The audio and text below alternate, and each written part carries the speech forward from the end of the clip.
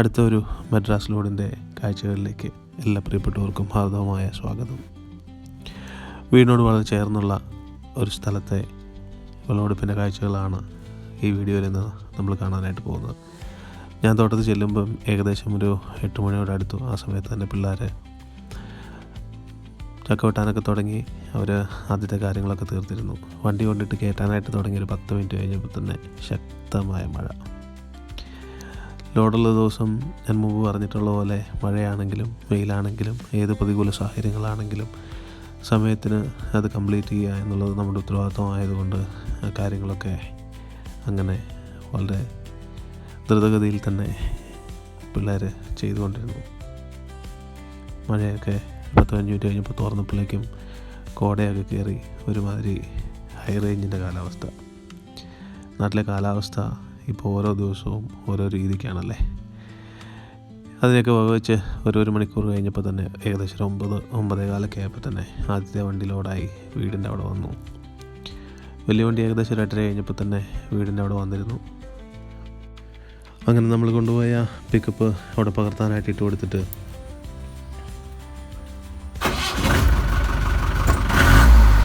നമ്മൾ ഈ പിക്കപ്പുമായിട്ട് നമ്മുടെ പഴയ പിക്കപ്പുമായിട്ട് വീണ്ടും ചക്ക കയറ്റാനായിട്ട് പോയി. അങ്ങനെ അതും വളരെ വേഗത്തിൽ തന്നെ ലോഡ് ചെയ്തു.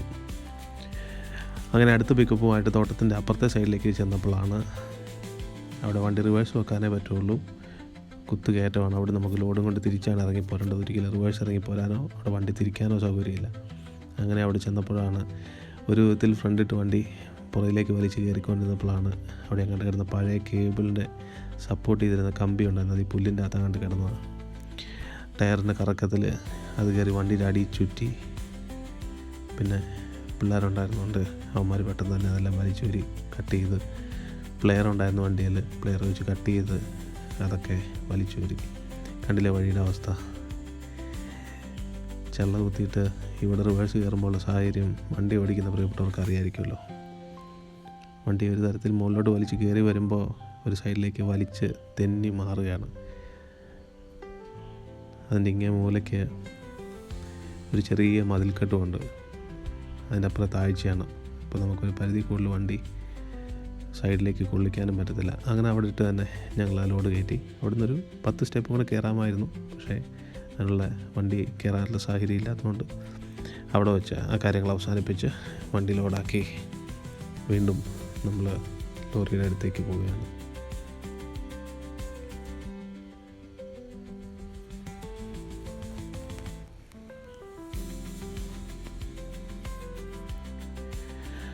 അങ്ങനെ ആ വണ്ടി പകർത്തി കഴിഞ്ഞ് നമ്മുടെ വീടിൻ്റെ അവിടെ തന്നെ ആയിരുന്നുകൊണ്ട് നമ്മൾ വീട്ടിൽ ഫുഡ് ഉണ്ടാക്കിയിരുന്നു. അങ്ങനെ ഞങ്ങളെല്ലാവരും കൂടെ വീട്ടിലിരുന്ന് ഞങ്ങളെല്ലാവരും കൂടെ ഫുഡൊക്കെ കഴിച്ച് വളരെ സന്തോഷത്തോടെ കുറച്ച് നേരം റെസ്റ്റ് എടുത്ത് അതിന് ശേഷം വീണ്ടും പരിപാടികൾ ആരംഭിക്കാനായിട്ട് പോവുകയാണ്.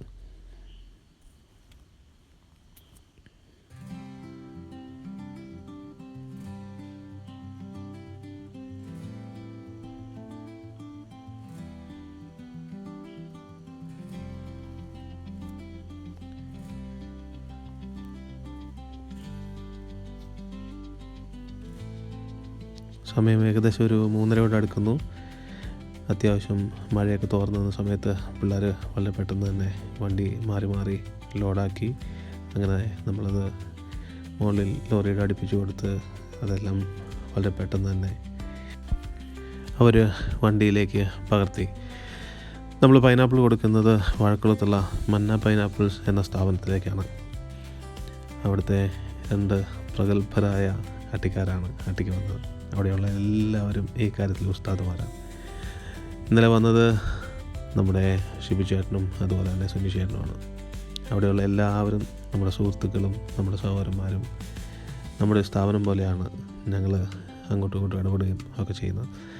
അങ്ങനെ മഴയും വെയിലും ഒന്നും വയ്ക്കാതെ കാര്യങ്ങളൊക്കെ വളരെ പെട്ടെന്ന് തന്നെ നീക്കി ലോഡ് കയറ്റിക്കൊണ്ടേയിരുന്നു. നമ്മുടെ ഡ്രൈവർ അണ്ണൻ തനിക്ക് വീട്ടിൽ കൊണ്ടുപോകാനും അതുപോലെ തന്നെ ചെക്ക് പോസ്റ്റിൽ നമ്മുടെ സാർമാർക്ക് കൊടുക്കാനുള്ള പൈനാപ്പിളൊക്കെ വണ്ടിയുടെ ക്യാബിൻ്റെ അകത്ത് എടുത്ത് വെച്ചു.